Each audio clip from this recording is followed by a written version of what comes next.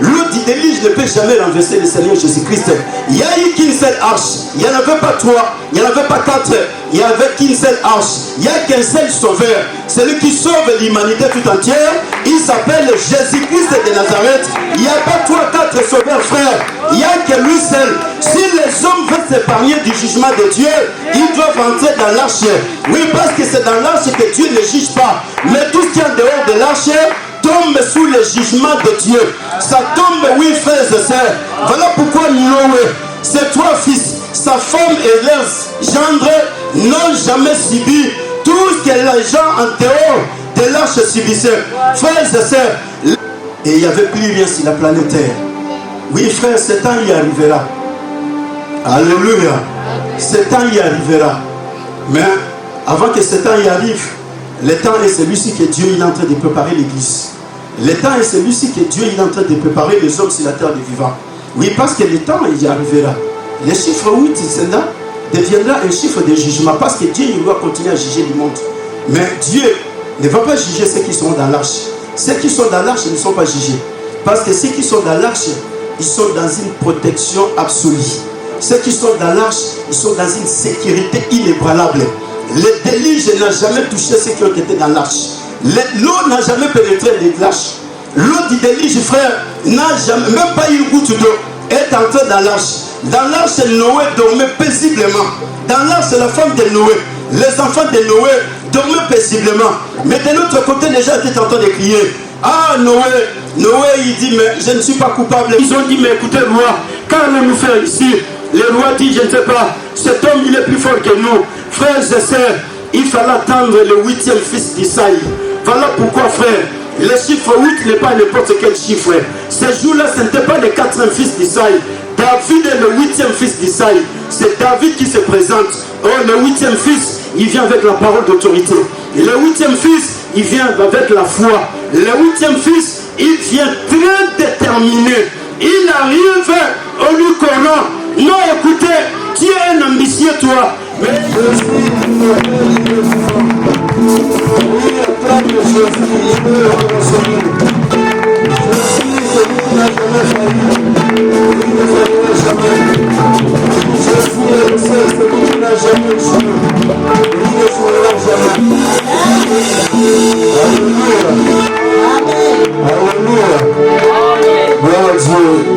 que Dieu soit loué pour ce matin. Dieu nous a accordé la vie et nous a accordé le souffle de vie. Il est écrit dans la parole de Dieu et Dieu renouvelle ses bontés chaque matin dans la vie de ceux qui sont siens. Et la parole de Dieu nous dit que ce sont les vivants qui louent Dieu. Parce que les morts n'ont plus de souvenirs. Ils ont complètement tout oublié. Mais toi et moi, nous sommes vivants. Nous avons beaucoup de souvenirs de ce que Dieu a déjà réalisé et de ce qu'il va continuer à réaliser. Voilà pourquoi tu as tout intérêt de louer Dieu. Tu as tout intérêt d'acclamer, d'adorer, de célébrer Dieu. Tu as tout intérêt de crier dans la présence de Dieu. Oui, parce que Dieu t'a accordé la vie. C'est pour cela que Dieu t'a choisi. Alléluia. Oui, nous allons au Saint-Esprit pour la présence.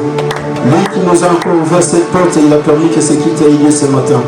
Que Dieu te bénisse dans sa présence. Soyez les bienvenus parce que tu es important aux yeux de Dieu. C'est comme ça que Dieu t'a conservé la vie, t'a ramené ce matin dans ce lieu. Alléluia. Amen. Nous sommes honorés ce matin. Nous avons accueilli un grand homme de Dieu qui est là parmi nous. L'apôtre Michel et toute sa famille qui vient de l'Allemagne. Nous sommes dans la joie de vous accueillir. Très cher apôtre. Alléluia. Alléluia. Et voilà, ça, ce sont les choses que Dieu fait dans sa souveraineté. Et nous sommes honorés ce matin parce que nous avons accueilli la servante de Dieu, la sœur, la bishop qui est là avec nous, la sœur Marie. Voilà, nous sommes dans la joie de l'accueillir aussi ce matin. Alléluia. C'est la bishop et elle est une femme forte, une femme de foi. En la regardant, tu verras comme s'il n'y a rien. Mais le jour où elle va ouvrir la bouche, tu seras étonné. Tu diras, non, Dieu a encore des hommes et des femmes qui gardent en réserve. Mais ce matin, je vais l'appeler, nous allons adorer Dieu avec elle. Pendant quelques minutes. Alléluia. dans les jours à venir, elle va ouvrir sa bouche d'une autre manière. Mais ce matin, nous allons adorer Dieu avec elle. Elle chante, nous allons adorer Dieu avec notre bishop. Le micro est là, avec tous les respects possibles. Hallelujah, praise God. Gloire au Seigneur. Gloire au Seigneur.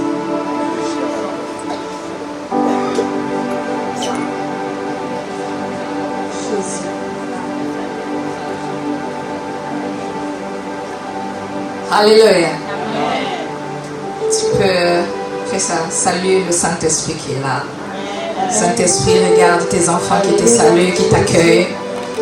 Merci Seigneur Jésus. Merci Père. Ah, salut bien, tu es arrêté. Il n'a même pas encore souri. Il est là le Saint-Esprit. Si tu regardes bien, tu vas le voir. Oui. Je ne suis pas venu seul là. Il y a l'autre qui a baissé la main. Wave. Salut le Saint-Esprit. Hello Holy Spirit. Hello Holy Spirit. Good morning Holy Spirit. Il est là avec nous. Il est là. Il voit tout ce qu'on fait là. Amen. Alléluia. Nous allons adorer le Seigneur. Et moi particulièrement, le Seigneur a changé ma façon de chanter, d'adorer. Un jour il m'a dit, regarde, je ne cherche pas les vrais chanteurs. Je ne cherche pas de belles voix, mais je cherche des vrais adorateurs. Depuis ce jour-là, ma façon de chanter a changé. Depuis ce jour-là, ma façon d'adorer a changé. J'espère que ce matin, tu vas libérer ton cœur d'une autre manière. Comme la Bible dit, chaque jour, il renouvelle sa bonté pour nous. Amen. Toi aussi, renouvelle ton amour pour lui. Et je déclare, pendant que nous allons adorer, celui qui était malade est guéri au nom de Jésus. Celui qui est venu avec des fardeaux est libéré. Les chaînes sont brisées au nom de Jésus. Amen. Je ne le dis pas comme un slogan, le Seigneur m'a montré quelque chose qu'il va faire dans cette assemblée. Amen. Si tu crois, tu verras la gloire de Dieu. Amen.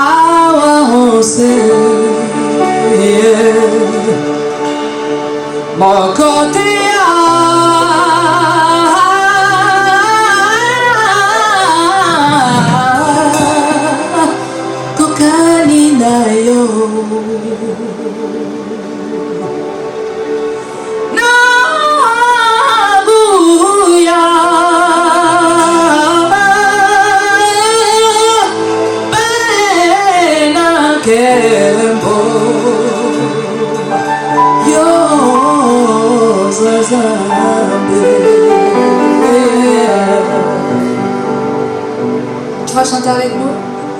Gloire au Seigneur.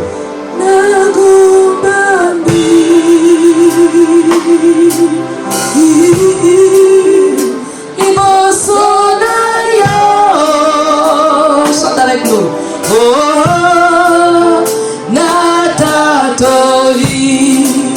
monene na yo, Zabena bomo.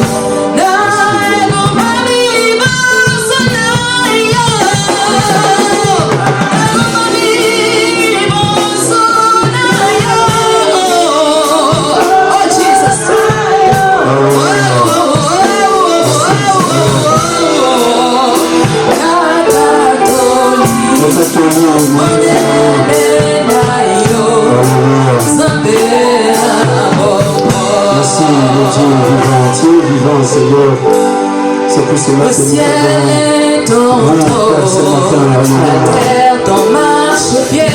Oui, alléluia. Mais tu habites dans mon cœur.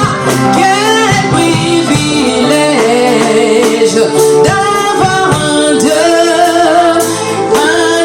si grand, un Dieu d'amour.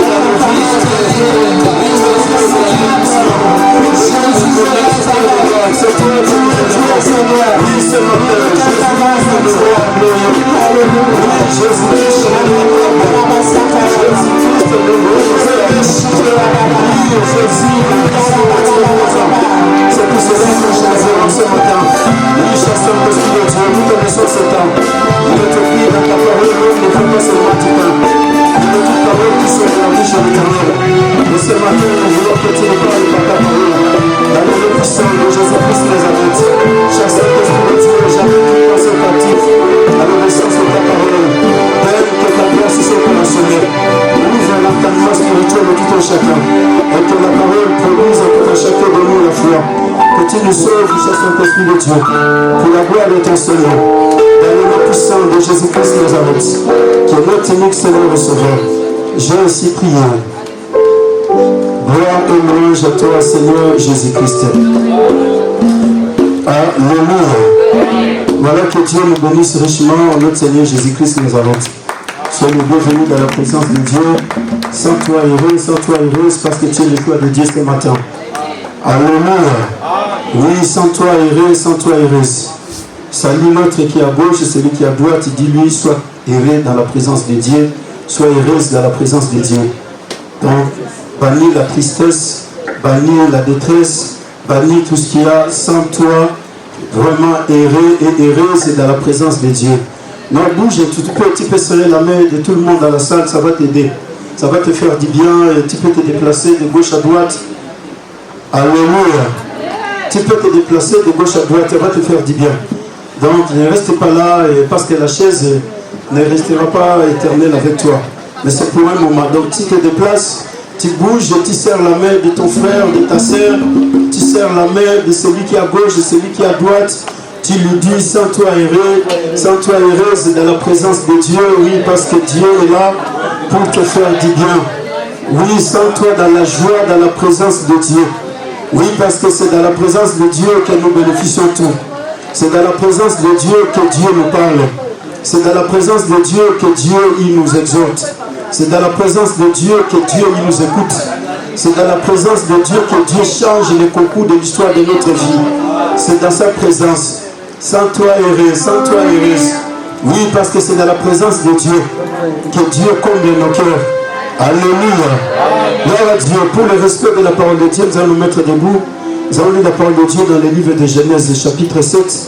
Et nous allons avancer. Ce matin, le Saint-Esprit est là. Alléluia. Serre la ceinture parce que nous allons voler ce matin. Sois prêt à voler.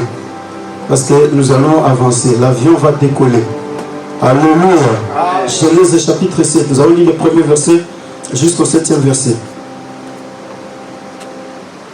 Genèse chapitre 7. Gloire au Seigneur.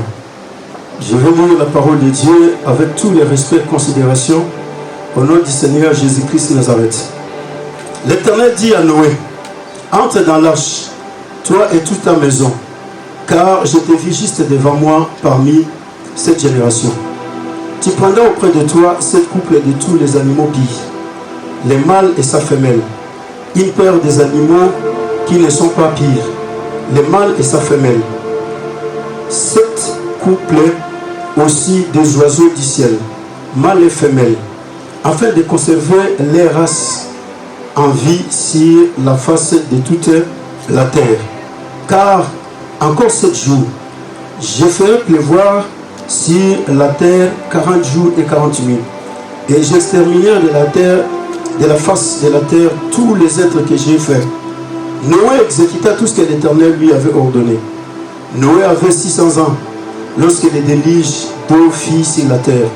Et Noé entra dans l'arche avec ses fils, sa femme et les femmes de ses fils pour échapper aux eaux du déluge, parole du Seigneur. Amen. Alléluia. Voilà, que Dieu nous bénisse richement en notre Seigneur Jésus-Christ Nazareth.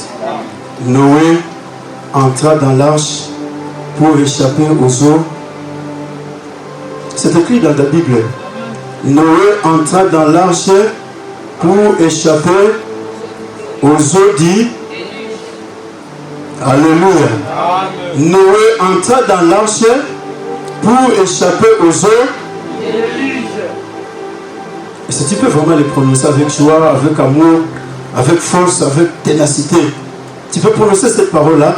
Noé entra dans l'arche pour échapper aux eaux.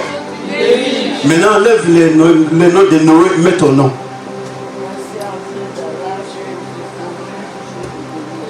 Non, vous parlez vraiment comme si vous n'avez pas besoin de parler. C'est comme si vous n'êtes pas content d'être là ce matin. Mais je sais que tu es content, tu as quitté ta maison, tu es venu ici. Alors, tu es venu parce que tu es content d'être là. Je veux que tu puisses proclamer cette parole avec force. Emmanuel entra dans l'arche pour échapper aux eaux. Bon, prononce cela maintenant. Alléluia. Voilà, ce matin, nous allons avancer. Nous allons aller un peu beaucoup plus rapide par rapport à notre programme pour que nous soyons vraiment dans le temps, et parce que Dieu, il est le maître du temps et des circonstances. Alléluia. Oui, nous allons avancer tout doucement, mais sois disponible pour écouter la parole de Dieu et pour recevoir ce que Dieu veut te donner ce matin. Parce que Dieu ne peut pas te faire déplacer de ta maison jusqu'ici pour ne rien te donner. Si Dieu t'a fait déplacer de chez toi jusqu'ici, parce qu'il a préparé quelque chose à te donner. Il a préparé une parole à te donner. Il a préparé une bénédiction à te donner. Il a préparé une délivrance pour toi. Il a préparé une guérison pour toi ce matin. Il a préparé un miracle pour toi ce matin. Il a préparé une grâce pour toi ce matin. Dieu, il a préparé une gloire pour toi ce matin. Mais le problème, c'est toi qui dois être disposé. Alléluia. Oui, nous sommes au 8e mois. Et tout le monde se dit non, on est dans la deuxième période de l'année, n'est-ce pas? Alléluia. Parce que la première période a déjà pris fin et les 7 premiers mois sont déjà écoulés. Et nous sommes en train d'avancer là où on est au 8e mois. Et le 8e mois, depuis le 1er janvier jusqu'aujourd'hui, en tout cas, je n'ai rien vu de tout ce que Dieu m'a promis. Depuis ce que j'ai prié, en tout cas, je vois comme si Dieu ne m'écoute pas. J'ai gêné, j'ai adoré, j'ai fait tout ce qu'il fallait faire. Mais je vois que c'est comme si Dieu, lui, il est indisponible. Alléluia. Mais je vais parler du chiffre 8 ce matin. Pour qu'enfin que nous puissions avancer.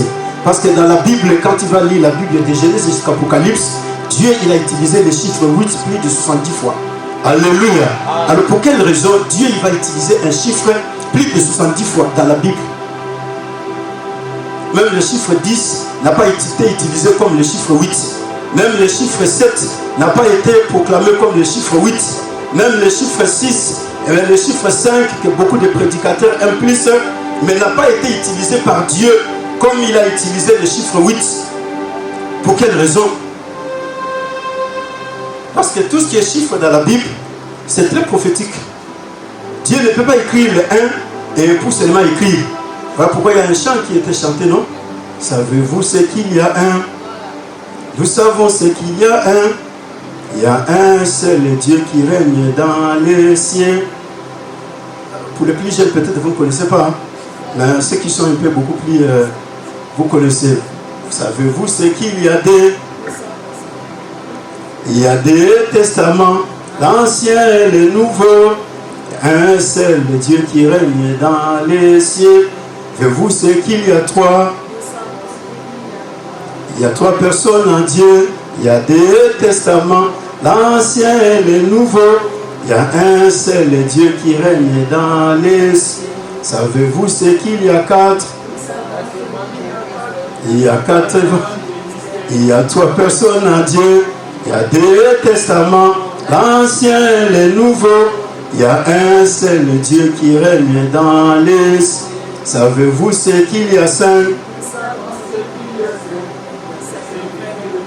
Ah, voilà. Il y a trois personnes en Dieu. Il y a des testaments, l'ancien et le nouveau. Il y a un seul Dieu qui règne dans les cieux. Savez-vous ce qu'il y a six? Oui. Il y a quatre. Il y a trois personnes en Dieu. Il y a des testaments, l'ancien et le nouveau. Un seul Dieu qui règne dans les... Savez-vous ce qu'il y a sept?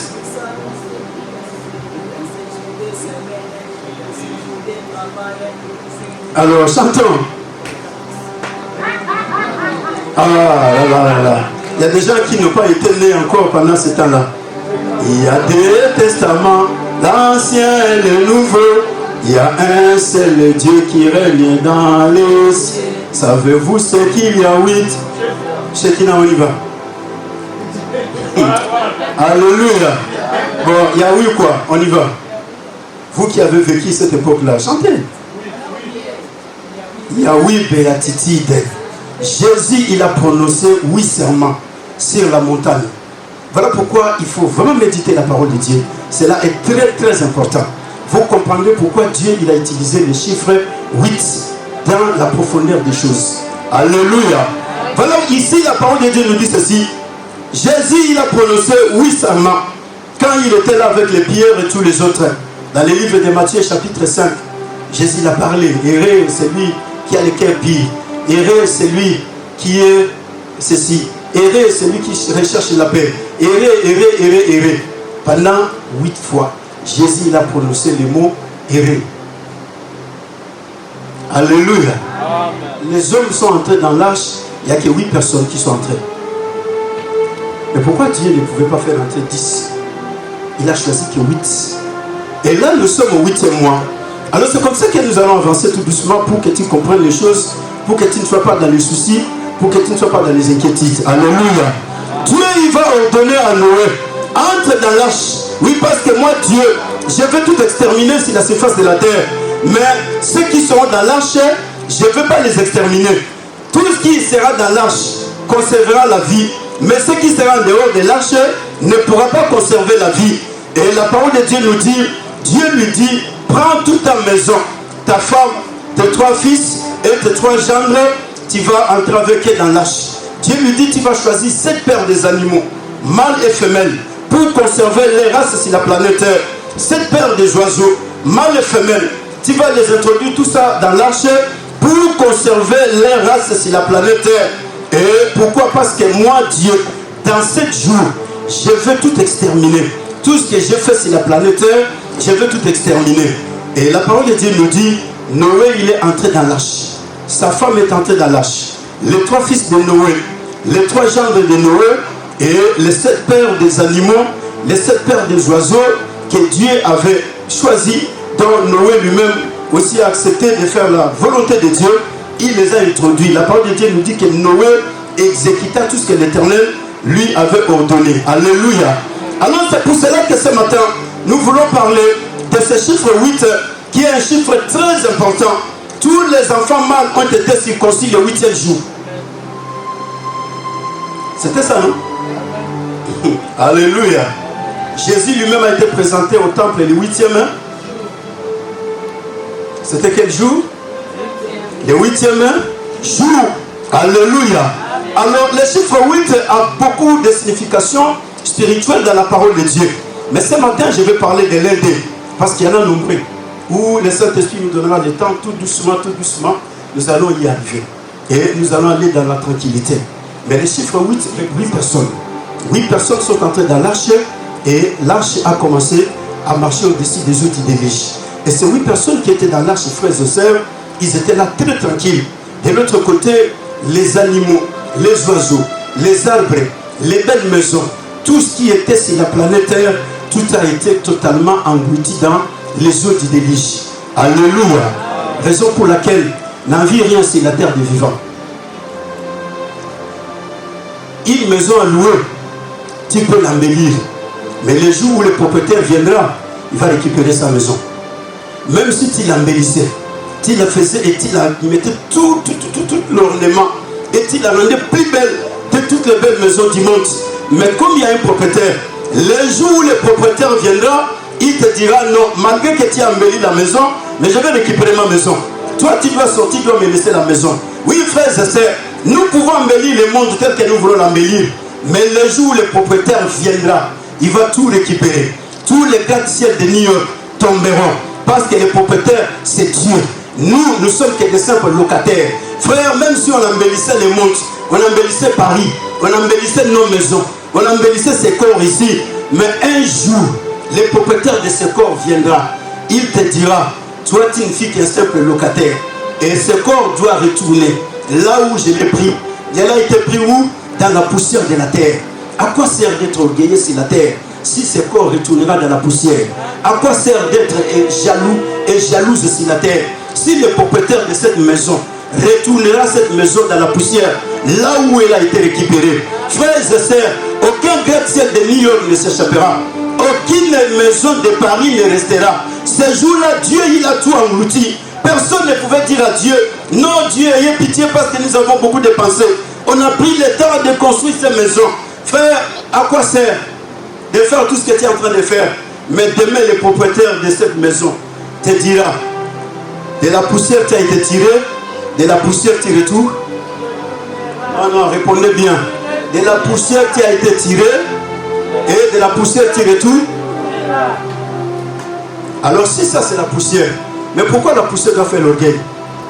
Si c'est la poussière, pourquoi la poussière doit haïr? Si c'est la poussière, pourquoi la poussière doit commencer à faire des choses pour voir comme si la poussière va rester éternellement? Frère, il n'y a que les propriétaires qui restent éternellement. Les propriétaires de cette maison, c'est Dieu. Il n'y a que Dieu qui reste éternel.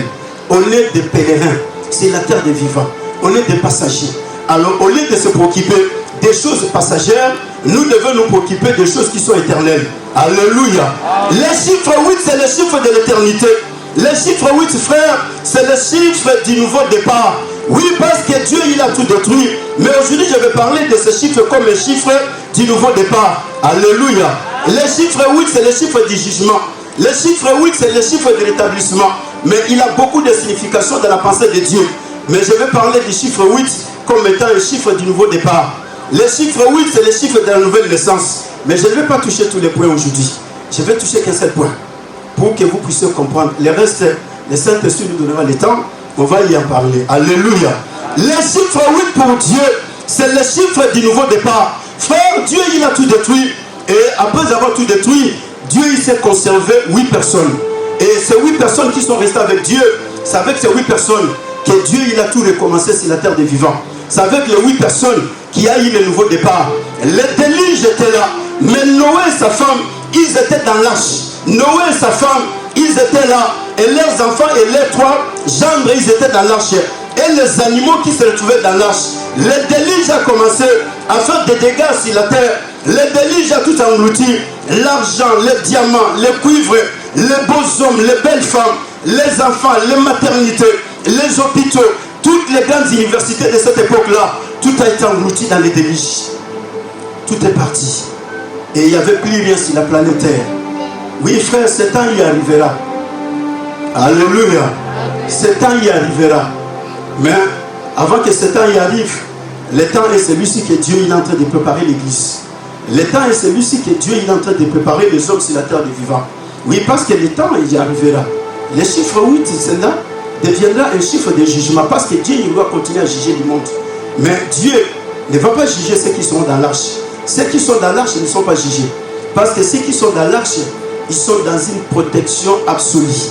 Ceux qui sont dans l'arche, ils sont dans une sécurité inébranlable. Le déluge n'a jamais touché ceux qui ont été dans l'arche. L'eau n'a jamais pénétré l'arche. L'eau du déluge, frère, n'a jamais, même pas une goutte d'eau, est entrée dans l'arche. Dans l'arche, Noé dormait paisiblement. Dans l'arche, c'est la femme de Noé. Les enfants de Noé dormaient paisiblement. Mais de l'autre côté, les gens étaient en train de crier. Ah, Noé, il dit, mais je ne suis pas coupable, frère. Quand je vous disais, venez, nous allons construire l'arche. Vous avez voulu embellir les maisons. Mais voilà, aujourd'hui, ces maisons, les propriétaires les ont récupérées. Alléluia. Les propriétaires, il a tout récupéré. Et maintenant, je vais faire quoi? Parce que c'est le propriétaire qui a tout récupéré. Et devant le propriétaire, il n'y a pas une autre garantie. Devant le propriétaire, personne ne peut venir se battre la poitrine. Oui, frères et sœurs, nous sommes autant que les hommes doivent choisir entrer dans l'arche. Oui, parce que quand tu entres dans l'arche, tu es dans une protection absolue. Dans l'arche, tu es dans une sécurité dont tu n'as pas besoin d'avoir des garde-corps. Tu n'as pas besoin d'une garde présidentielle. Oui, même si tu as la garde présidentielle, c'est la même garde qui va te chicoter et on va te mettre à côté. On te dit non, toi, on te met à côté parce qu'on n'a plus besoin de toi. Mes frères et sœurs, quand tu es dans l'arche, l'arche n'a pas besoin de protecteurs. L'arche n'a pas besoin de protocole. L'arche n'a pas besoin de policiers. Et voilà pourquoi, ce matin, nous voulons parler du chiffre 8 comme étant le chiffre du nouveau départ. Alléluia. L'arche n'est pas l'église. Oui, parce qu'il y a des gens qui viennent à l'église et disent non, l'arche c'est l'église. L'église n'a jamais été l'arche de Noé. Et cela ne le sera jamais. Alléluia. Oui, ça c'est la pensée des autres humains. L'arche n'est pas l'église. Parce qu'à l'église, il y a des problèmes. À l'église, il y a des situations compliquées. Mais ceux qui étaient dans l'arche, il n'y avait pas de problème. Amen. Alléluia. Amen. Non, ne donnez pas cette mauvaise interprétation que Dieu n'a pas donnée. L'arche n'est pas l'église. L'arche, c'est le Seigneur Jésus-Christ de Nazareth. C'est lui qui est en Jésus-Christ, frère. Il est dans la sécurité totale. L'arche, c'est le Saint-Esprit de Dieu. L'arche, c'est la parole de Dieu. Il est en train de marcher au-dessus des eaux du déluge. Mes frères, l'eau du déluge ne peut jamais détruire la parole de Dieu. L'eau du déluge ne peut jamais renverser le Seigneur Jésus-Christ. Il n'y a eu qu'une seule arche. Il n'y en avait pas 3, il n'y en avait pas 4. Il n'y avait qu'une seule arche. Il n'y a qu'un seul sauveur. Celui qui sauve l'humanité tout entière. Il s'appelle Jésus-Christ de Nazareth. Il n'y a pas 3, 4 sauveurs, frères. Il n'y a que lui seul. Si les hommes veulent s'épargner du jugement de Dieu, ils doivent entrer dans l'arche. Oui, parce que c'est dans l'arche que Dieu ne juge pas. Mais tout ce qui est en dehors de l'arche tombe sous le jugement de Dieu. Ça tombe, oui, frères et sœurs. Voilà pourquoi Noé, ses 3 fils, sa femme et leurs gendres n'ont jamais subi tout ce que les gens en dehors de l'arche subissaient. Frères et sœurs, les hommes peuvent commencer à se suicider dans le monde, mais moi en Jésus-Christ, je ne me suiciderai jamais. Oui, les maladies du monde peuvent tuer tout le monde sur la terre des vivants, mais moi en Jésus-Christ, le Covid ne me tuera jamais. Aucune maladie sur la terre ne me touchera, parce que je suis dans l'arche. Dans l'arche, je suis protégé. Dans l'arche, je n'ai pas besoin de savoir s'il y a quelqu'un qui me tient. Non, je suis très rassuré à l'intérieur de moi que je suis dans une sécurité que le président Macron n'en a pas. Oui, je suis dans une protection que le roi de l'Angleterre n'en a pas. Moi, dans l'arche, frère, aucune situation ne peut me bousculer. Dans l'arche, frère, aucune mort. Voilà pourquoi même si le diable lui-même s'est levé, il devenait 10 millions de fois diable. Mais comme tu es dans l'arche, le diable ne te tuera pas. Comme tu es dans l'arche, les démons ne te tueront pas. Comme tu es dans l'arche, aucun sorcier, frère, je suis en train de te rassurer davantage. Alléluia. tuer. Il s'agit de quel arche? Si c'est l'arche de Noé, l'eau n'entre pas à l'intérieur. Dans l'arche de Noé, non, les déluges ne touchent pas l'arche. Dans l'arche de Noé, le vent n'entre pas à l'intérieur. La tempête ne touche pas à l'intérieur. Frères et sœurs, je suis choqué. Tous les chrétiens dans les quatre coins du monde ne font que parler de sorciers. Mais pourquoi vous donnez de la valeur à des personnes qu'on ne peut pas donner de la valeur? Je suis choqué. Hein? Les gens ils passent trop de temps. Au lieu de chercher Dieu, les gens sont en train de chercher Nana Olukanai. Nana Olukanai.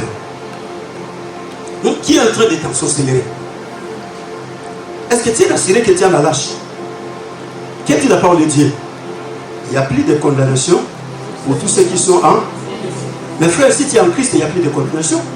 Parce que Dieu, il a déjà enlevé la condamnation. Ce qui condamnait l'homme, c'était le péché. Et Dieu, il a déjà payé le prix du péché. Et le prix du péché payé par Dieu. Toi, tu continues à donner de la valeur à Satan, qui ne peut pas avoir de la valeur. Satan, aujourd'hui, devient la star de l'église.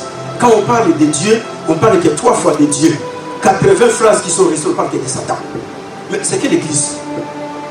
Quand on parle de Dieu, on n'a que 5 phrases.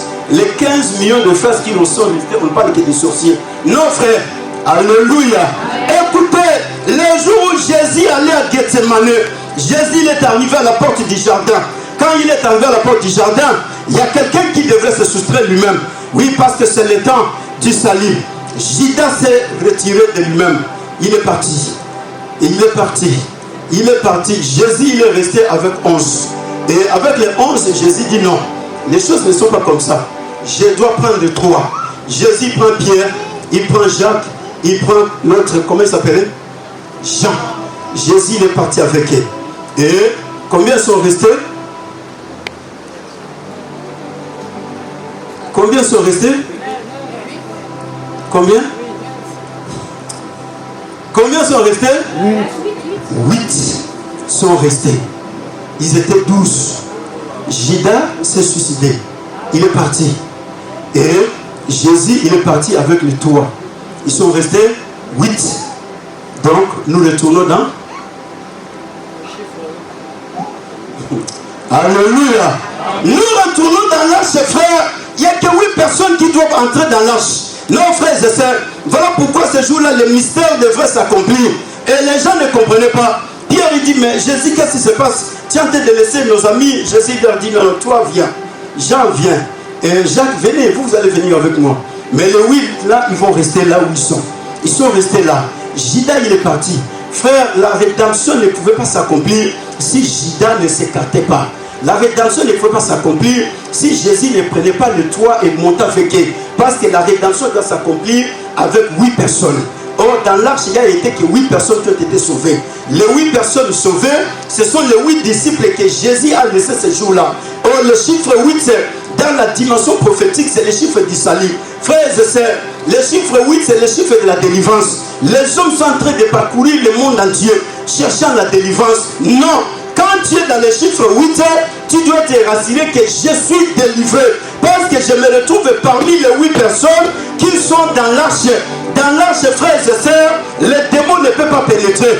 La mort ne peut pas pénétrer. Celui qui est en Jésus-Christ, la mort a été déjà vaincue. Celui qui est en Jésus-Christ, les démons étaient déjà vaincus. Raison pour laquelle j'ai dû parler du chiffre 8 comme étant le chiffre du nouveau départ. Alléluia. Non, aucune mort ne t'atteindra parce que tu es dans l'arche. L'arche s'appelle Jésus-Christ Nazareth. Ni ton père, ni ta mère, ni tes frères, ni tes sœurs, ils ne vont pas mourir parce que tu es dans l'arche. Rahab a sauvé toute une famille parce qu'elle a accepté d'entrer dans l'arche. Oui, c'est pour cela que sa famille totalement a été sauvée. Alléluia. Et Dieu, il a tout exterminé. Mais Dieu, il est resté qu'avec 8 personnes. Et avec les 8 personnes, frères, Dieu, il a commencé un nouveau départ. Dieu n'a pas encore cherché à ressusciter Adam et Ève. Dieu n'a pas encore cherché à ressusciter tous ceux qui sont morts avant. Mais Dieu, il a commencé le nouveau départ avec les 8 personnes. Avec les 8 personnes, Dieu, il a parlé.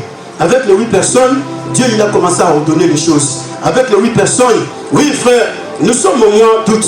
Le mois d'août, c'est le mois où, lundi, hein, il y a les fériés, n'est-ce pas? C'est mardi, n'est-ce pas? Et pourquoi c'est férié? Hein? C'est quoi l'ascension? Hein? Alléluia. Le jour où Jésus est monté vous voyez que le chiffre 8 il est très important. La dimension prophétique du chiffre 8. Mais là je suis en train de parler superficiellement et nous allons aller dans la dimension profonde du chiffre 8. Voilà pourquoi il y aura férié. Les gens ne vont pas travailler. Alléluia. Et Aîné devrait faire 8 ans pour que Pierre arrive pour lui dire Aîné, Jésus te sauve aujourd'hui. Mais il devait vivre là 8 ans avec la maladie. Est-ce que vous me comprenez? Vous me comprenez? Frères et sœurs, nous sommes au mois du nouveau départ. Les mois d'août. Nous sommes dans le chiffre 8. Le chiffre 8, c'est le chiffre de l'éternité. Dieu, dans l'éternité, il a déjà prévu les choses. Et comme il en a déjà prévu, c'est-à-dire que Dieu, il sauve 8 personnes. Et les 8 personnes qui sont sauvées, c'est avec ces 8 personnes-là que Dieu, il va commencer à recréer le monde. C'est avec les 8 personnes que le nouveau départ va recommencer. Oui, frères et sœurs, Dieu ne va pas chercher des choses qui ne sont pas là. Mais Dieu, il va travailler avec ce que toi tu as. Ce que tu as, c'est avec ça que tu vas entrer dans le nouveau départ. Non, je veux que tu puisses me saisir. Dieu n'est pas parti ressusciter Adam. Dieu n'est pas parti chercher le père de Noé. Mais Dieu, il a tout recommencé avec Noé. Dieu, il a recommencé les choses avec la femme de Noé. Dieu, il a recommencé les choses avec les 3 fils de Noé. Dieu, il a recommencé les choses avec les 3 gendres de Noé et les 7 paires des animaux qui étaient dans l'arche et les 7 paires d'oiseaux qui étaient dans l'arche. Dieu, il a recommencé les choses, frère. Oui, le chiffre 8, c'est le chiffre du nouveau départ. C'est-à-dire que si nous voulons aller dans le nouveau départ, nous devons comprendre que là où je suis arrivé, au mois d'août, le mois d'août pour moi, ce n'est pas le mois des inquiétudes. Le mois d'août pour moi, ce n'est pas le mois de soucis. Le mois d'août pour moi, c'est le mois du nouveau départ. Oui, parce que je suis parmi les hommes dont Dieu a sélectionné depuis l'éternité. Oh, le chiffre 8, c'est le chiffre de l'éternité. Frère, tu n'es pas un fruit d'hasard sur la terre des vivants. Ma soeur, tu n'es pas le fruit d'hasard sur la terre des vivants. L'emplacement de cette église dans cette ville, ce n'est pas le fruit d'hasard. Parce que c'est depuis l'éternité que Dieu avait déjà planifié cela. Oui, que Dieu avait déjà inscrit cela. Le chiffre 8, frère, c'est le chiffre de la nouvelle destination. Le chiffre 8, c'est le chiffre du nouveau vent. Le chiffre 8, c'est le chiffre des nouveaux horizons. Oui, parce que Dieu, il a commencé à ouvrir de nouveaux horizons. Et Noé, il dit, mais qu'est-ce qui se passe? Mais lâche, dois aller jusqu'à Arad. Alléluia. Peut-être que pendant tout le temps qui est passé, tu as échoué. Du 1er janvier jusqu'aujourd'hui, tu vis dans les inquiétudes. Mais ce matin, je vais te dire, parmi les inquiétudes. Parce que là, on est sur le nouveau départ. Dis-lui, c'est le nouveau départ. Dis-lui, c'est le nouveau départ. Écoutez pour que tu puisses rassurer le nouveau départ. Genèse chapitre 9. Oui, gloire au Seigneur. Écoutez ce que nous dit la parole de Dieu. Genèse chapitre 9, le premier verset jusqu'au 7e verset. Si le frère Bouvic peut nous faire la lecture, nous allons avancer calmement. Genèse chapitre 9. J'ai lu la parole de Dieu. On y va, frère. Verset 1 à 7. Shekinah, c'est le nouveau départ. Tu n'as pas besoin de t'inquiéter. C'est le nouveau départ. Genèse chapitre 9.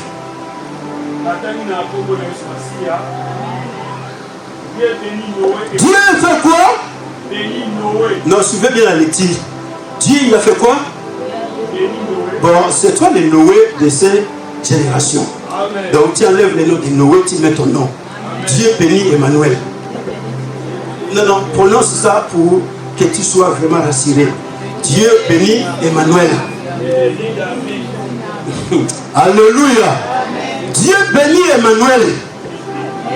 Le nouveau départ commence. Dieu il commence à parler. On y va. Dieu il a fait quoi? Tout doucement, chez nous, diminue un tout petit peu. Dieu, il a fait quoi? Noé. Voilà. Dieu bénit Noé et... Alors, est-ce que tu as besoin vraiment de pleurer? Est-ce que tu as besoin vraiment de te déranger pour tes fils? Dieu, il a béni Noé et ses... Donc, toi aussi, tu es le Noé de cette génération. Alors comme tu es le Noé de cette génération, donc Dieu te bénit, toi et prononcez la parole. Dieu te bénit, toi et tes filles. Dieu te bénit, toi et ta femme. Dieu te bénit, toi et ton. On y va. Elle leur dit, soyez féconds. La même parole qui a été prononcée à l'éternité, Dieu il commence à la prononcer devant Noé, la femme de Noé, les 3 fils de Noé et les 3 gendres de Noé. Soyez faits. Voilà le nouveau départ commence, frère. Dieu il recommence les choses avec Noé. Les chiffres du recommencement. C'est-à-dire même si j'ai échoué pendant tout ce temps qui est passé, mais il y a le recommencement. Dieu il va recommencer les choses. Il n'a pas besoin d'aller chercher Adam. Il n'a pas besoin d'aller chercher Ève. Mais Dieu il a Noé en face de lui. Dieu il a les 3 fils de Noé. Dieu il a les 3 gendres de ses filles. Et Dieu il va commencer à parler. Soyez féconds. Frères et sœurs, tu n'as pas besoin aujourd'hui de dire non. Il fallait que mon père soit là. Il fallait que ma mère soit là. Il fallait que tel soit là. Non, c'est toi le Noé de ce temps. C'est toi le Noé de cette génération. C'est toi le fils de Noé. Tu dois être dans la joie. Parce que c'est avec toi que Dieu commence le nouveau départ dans la famille. Là où tout a été échoué, mais c'est avec toi que Dieu recommence les choses. C'est avec toi que Dieu recommence en France. C'est avec toi que Dieu recommence partout, frère. Raison pour laquelle aujourd'hui, nous recommençons les choses. Il y a un vent qui est en train de souffler. Alléluia. Non, d'ici peu de temps, le vent va continuer à souffler très fort. Et vous verrez comment est-ce que les choses vont commencer à bouger partout dans les 4 coins du monde entier. Oui, parce que c'est le temps du nouveau souffle de Dieu. Oui, c'est le temps du nouveau départ. Que ce soit ici en Europe, que ce soit en Afrique, frère, il y a un nouveau souffle qui va souffler. Oui, parce que Dieu, il est fidèle dans sa prophétie. Dieu, il est fidèle dans sa parole. Continue, frère, à lire la parole de Dieu. Multipliez et remplissez la terre. Faites quoi? Multipliez. Faites quoi? Multipliez Et remplissez la terre. frères et sœurs, ne cherchez pas à faire trop de jeûnes et prières. Mais ce qui est important, prends seulement la parole de Dieu. La parole que Dieu a prononcée. Dieu, il a dit, multipliez et remplissez la terre. Ça veut dire ce que toi tu as. Que Dieu va commencer à remplir les choses. Tu as 1 euro. Ça veut dire que c'est les 1 euro là que Dieu va multiplier. Tu as 2 euros. C'est les 2 euros là que Dieu va multiplier. Tu as 300 euros. C'est les 300 euros que Dieu va multiplier. Ne cherchez pas de midi à 14h. C'est avec ça que Dieu il va travailler. Dieu ne va pas prendre ce que toi tu n'en as pas. Dieu savait qu'il y avait la semence de la multiplication à Noé. Il y avait la semence de la multiplication dans la femme de Noé. Il y avait la semence de la multiplication dans la vie des enfants de Noé. Et Dieu il dit, multipliez-vous. Frères et sœurs, si nous sommes disponibles, nous sommes au temps du nouveau départ. La France doit vivre le nouveau départ avec la puissance de l'évangile. Mais les personnes que Dieu va utiliser, c'est toi et moi. Si nous voulons que cette église avance, nous devons être disponibles. Parce que les personnes que Dieu va utiliser pour le nouveau départ de cette église, c'est toi et moi. Dieu ne va pas chercher ceux qui ne sont pas là. Toi qui es là avec moi, c'est avec toi et moi que Dieu va nous amener dans le nouveau départ. C'est avec toi et moi que Dieu, il va multiplier l'église, frère. Dieu va multiplier la croissance spirituelle. Dieu va multiplier la croissance numérique. Parce que Dieu, il sait qu'en toi, il a mis la semence de la multiplication. Dieu n'a jamais mis la semence de la division, frère. La semence de la division, c'est le diable. Dieu, il a toujours mis dans l'homme la semence de la multiplication. Dieu, il a toujours mis dans l'homme la semence de l'addition. Dieu n'a jamais mis la semence de la soustraction. Si tu vis la soustraction, aujourd'hui, je l'interdis au nom de Jésus-Christ. Parce que Dieu n'est pas un Dieu de soustraction. Dieu, c'est un Dieu de multiplication. Oui, tu as 2 euros, tes 2 euros doivent se multiplier. Tu as 5 euros, tes 5 euros doivent se multiplier. C'est ça Dieu. Tu n'as que quelque chose, cette chose-là doit se multiplier. Oui, frères et sœurs, nous sommes 15, mais les 15 que nous sommes, nous devons nous multiplier pour qu'on devienne des millions de personnes. Oh, je ne sais pas si tu m'as saisi. Parce qu'en toi, en moi, Dieu il a mis la semence de la multiplication. Dieu n'a pas besoin d'aller chercher à gauche. Dieu n'a pas besoin d'aller chercher à droite. Mais Dieu il sait que tout ce qu'il est en train de dire, cela se trouve en toi. Va au verset 7.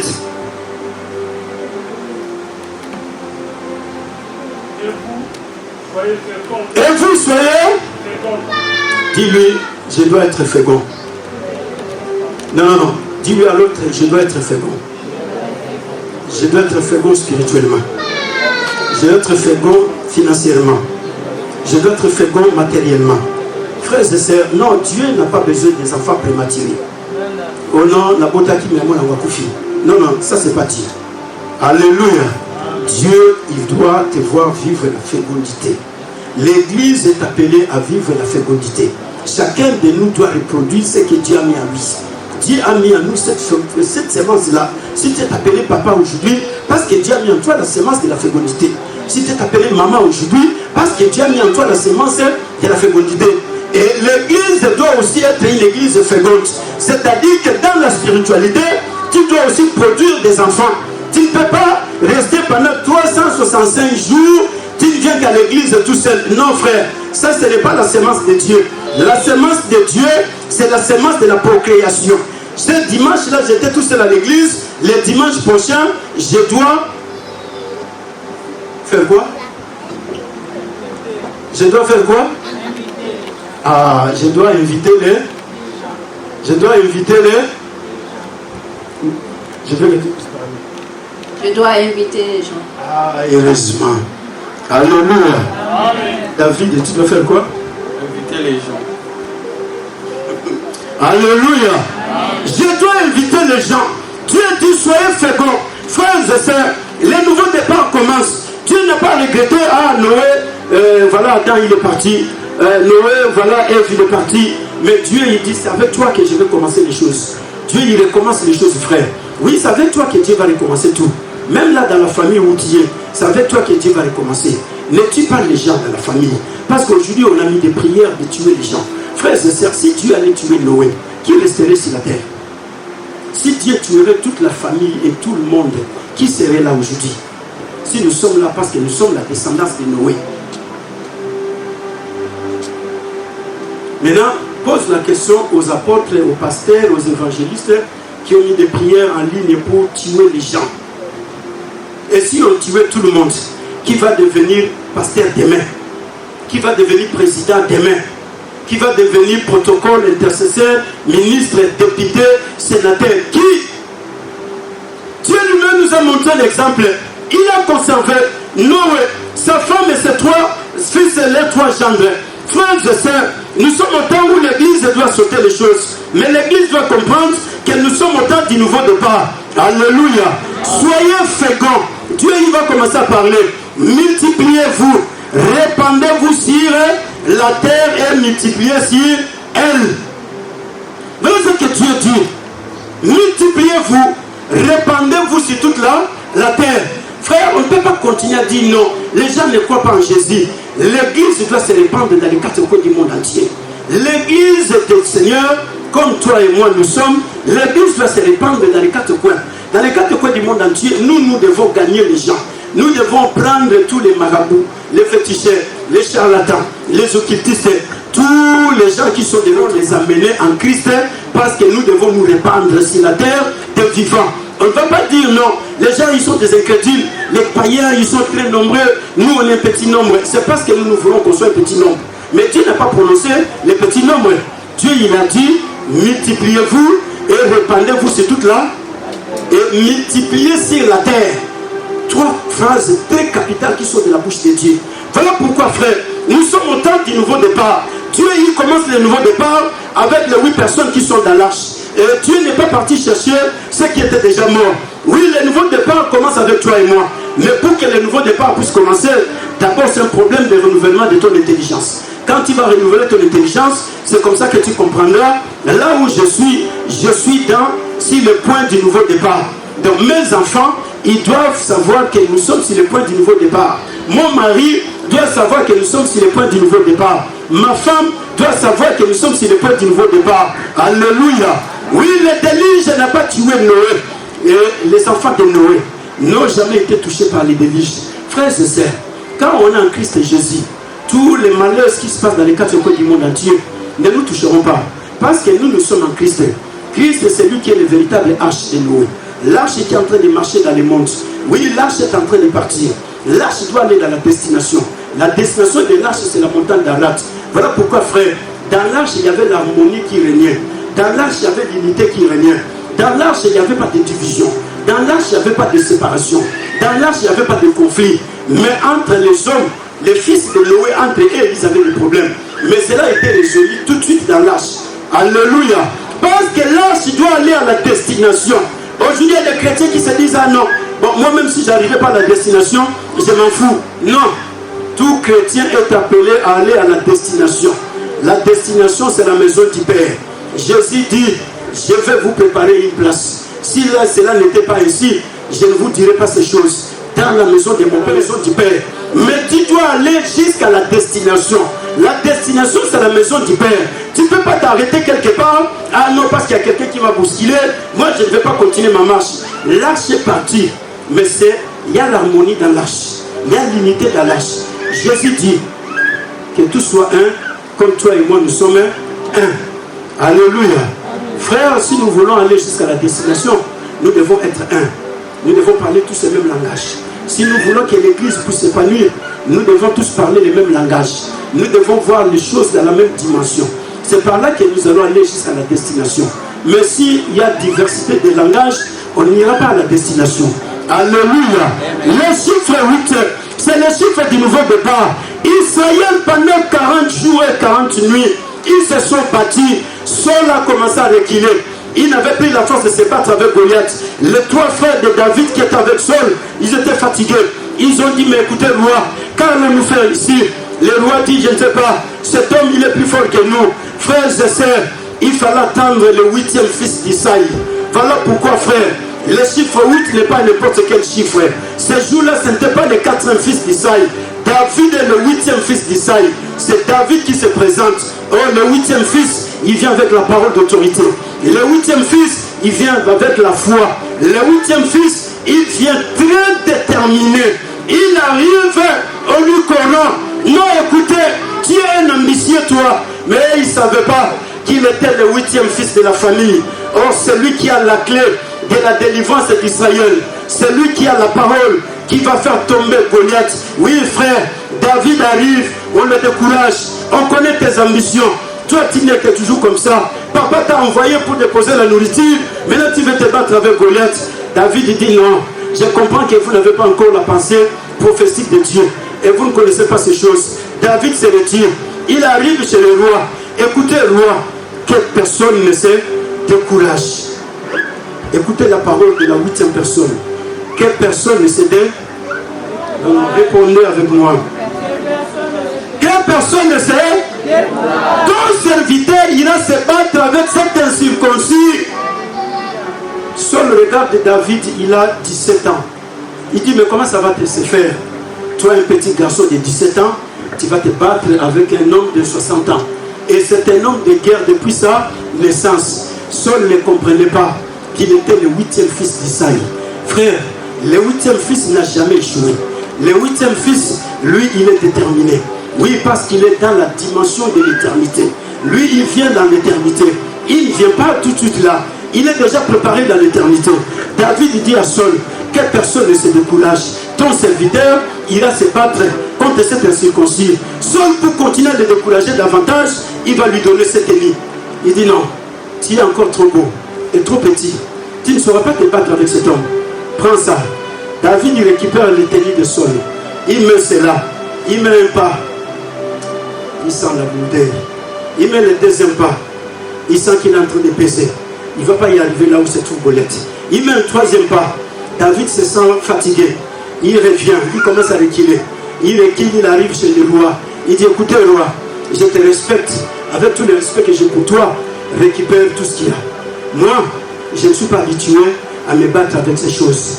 Mais moi, je me bats au nom de l'Éternel. C'est lui qui a fait le ciel et la terre. Frères et sœurs, l'expérience des hommes peut t'aider à avancer, ça peut t'aider à échouer. Est-ce que tu m'as compris?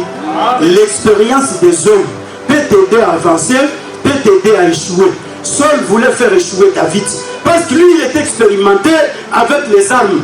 Lui, il était expérimenté avec des casques et des javelots. Mais David n'a jamais été expérimenté avec ces choses. David, lui, il est expérimenté avec le nom de l'Éternel. David, c'est un homme de foi. Alléluia. Mais Saul n'a plus la foi en Dieu. Or, la 8e personne, frère, c'est celui qui a la foi en Dieu. Il dit, l'Éternel qui m'a délivré de la bouche des loups et des griffes des lions. Il n'est pas resté là où j'étais. Il est ici avec moi. Parce qu'il s'appelle Je suis celui qui est. Oui, frères et sœurs, le problème, tu peux accepter l'expérience des hommes. Mais si tu as ta main dans l'échec, tu dois tout rejeter en bloc. Je ne sais pas, tu me comprends. Il y a des gens qui vont te donner leur expérience. Ce n'est pas mauvais. Mais si ça t'amène à échouer, tu dois tout rejeter.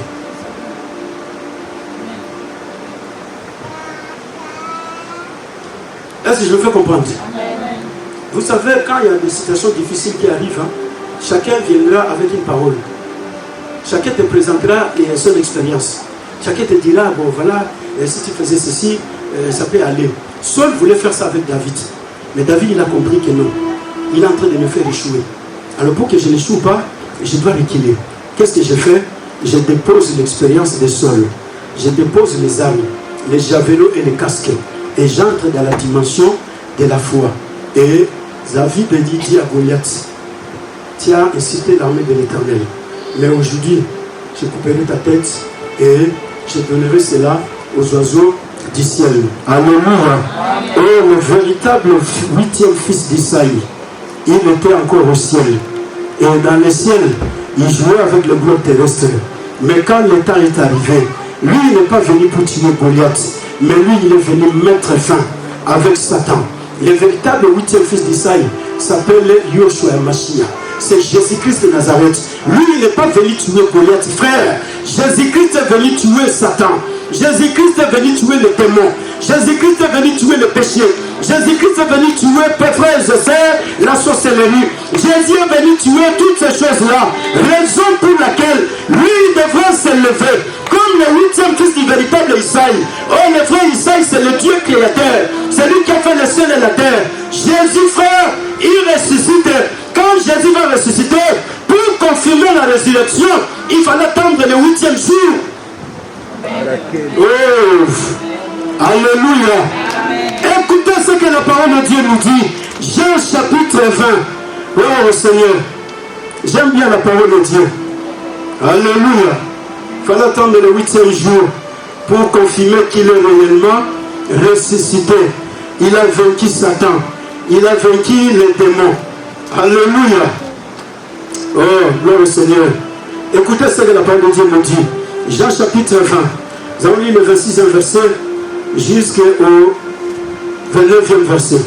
Si le frère Bovic peut nous lire la parole de Dieu avec beaucoup de joie, et nous allons proclamer aujourd'hui le nouveau départ.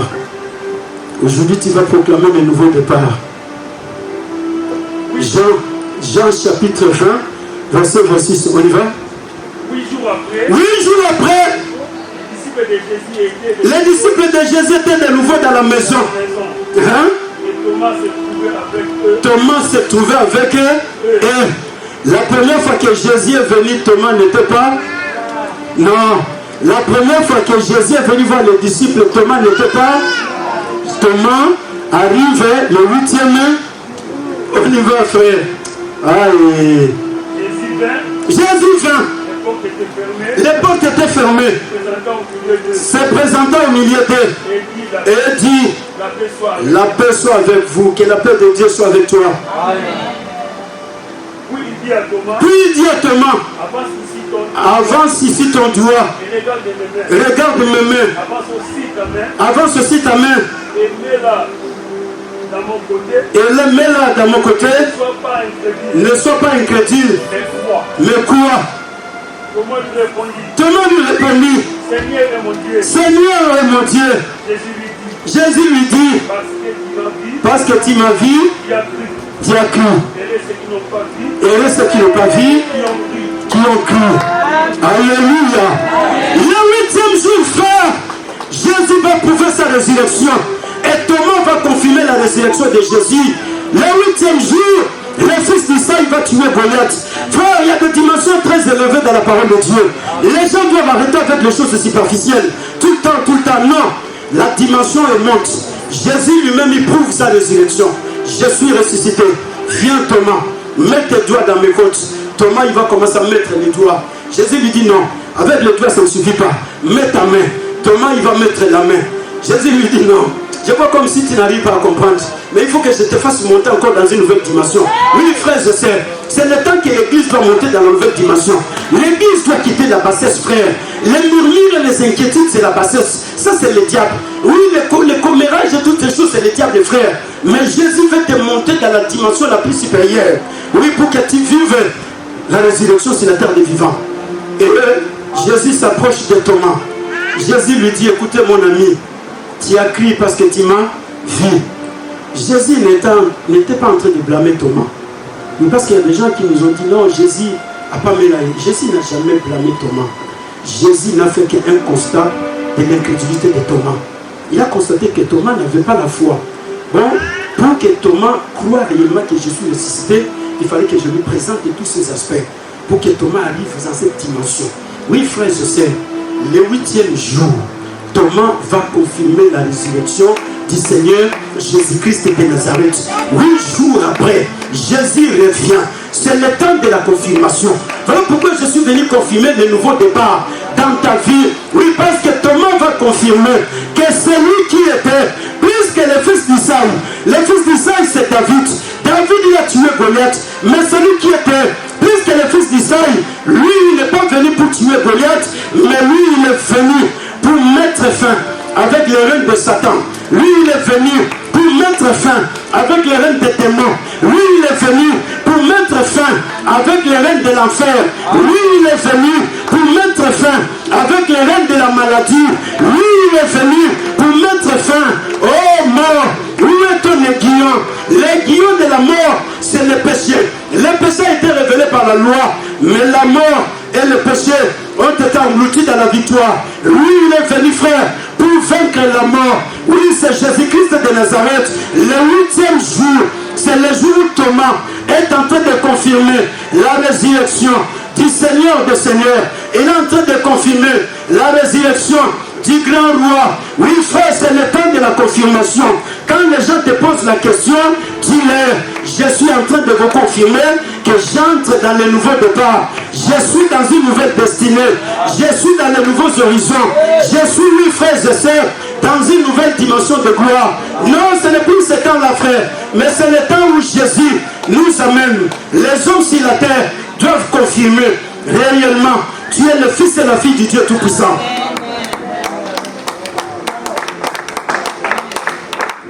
Alléluia. Les hommes sur la terre doivent confirmer réellement que tu es fils et fille de Dieu. Tu as beaucoup pleuré. Les gens, ils ont douté de toi. Mais c'est le temps de la confirmation. Beaucoup de gens, ils se sont posé des questions. Est-ce réellement tu es le fils de Dieu, tu es la fille de Dieu? Oui, Thomas, il a douté. Mais il fallait le 8e jour. Les gens, ils ont douté de toi pendant beaucoup de temps. Mais le temps est arrivé.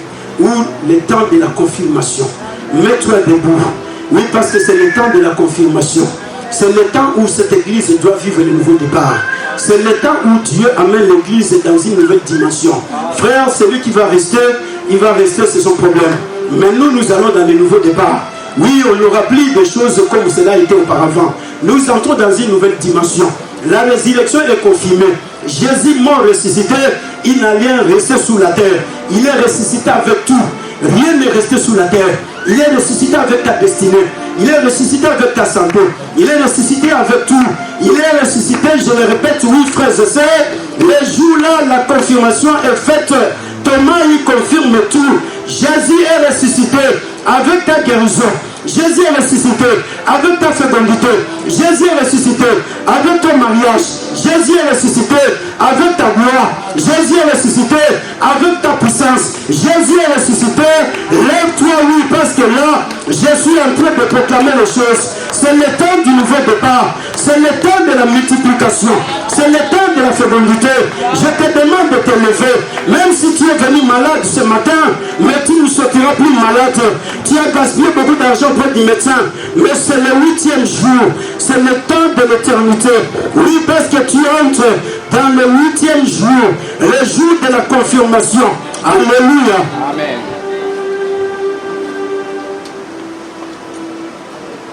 C'est le temps où les hommes doivent confirmer que réellement tu es le fils et la fille de Dieu Tout-Puissant.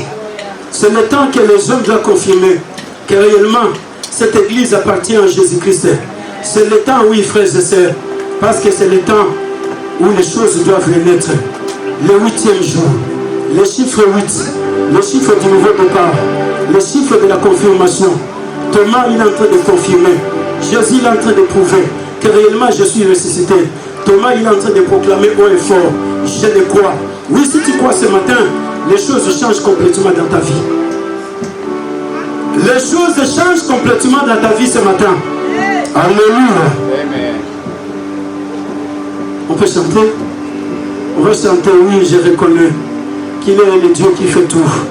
C'est le temps de la confirmation. Commence à confirmer les choses. Oui, parce que les hommes sur la terre des vivants doivent confirmer. N'ayez pas peur.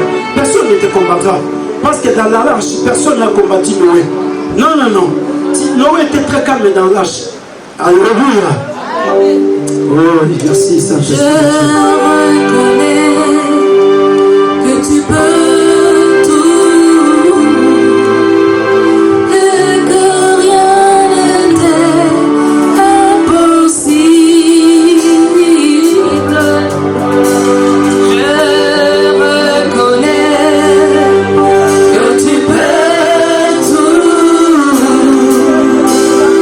et que rien n'était impossible.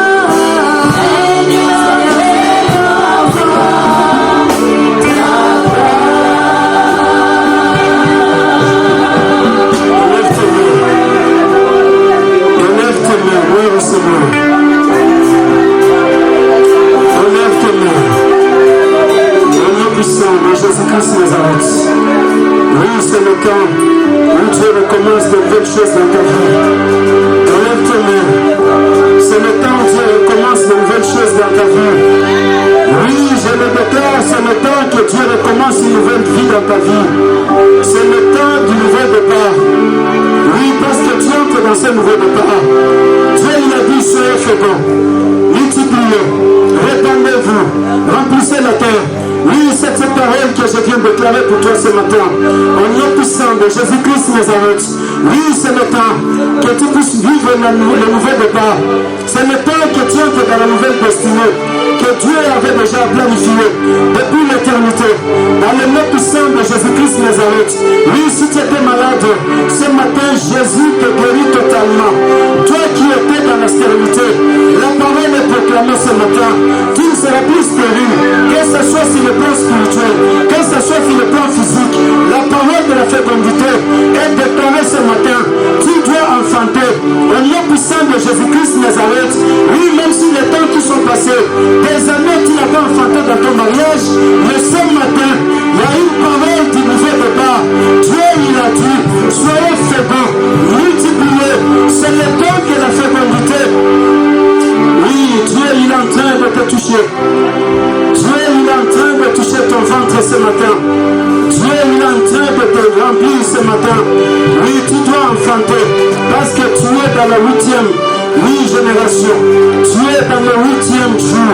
Tu dois enfanter. Même si on a dit que tu ne pourras pas avoir des enfants, mais tu es parmi les 8 personnes qui sont dans l'arche. Oui, parce que ce sont les filles qui étaient les femmes des filles de Noé qui ont travaillé. C'est la femme de Noé qui a inventé les enfants pour qu'enfin que je dis toi-même là. Oui, tu n'as pas enfanté, ça fait des années de moi. Mais ce matin, je vais proclamer la fécondité dans le nom puissant de Jésus-Christ Nazareth. Tu dois enfanter. Je vais proclamer la procréation. Tu dois procréer dans le nom puissant de Jésus-Christ Nazareth. Ce matin, ceux qui te combattaient ne vont plus te toucher parce que tu es dans l'âge. Oui, ceux qui cherchaient, oui, à te détruire ne seront plus te détruire parce que tu es dans l'âge. Ta vie est épargnée, ta vie est sauvée, ta vie est délivrée.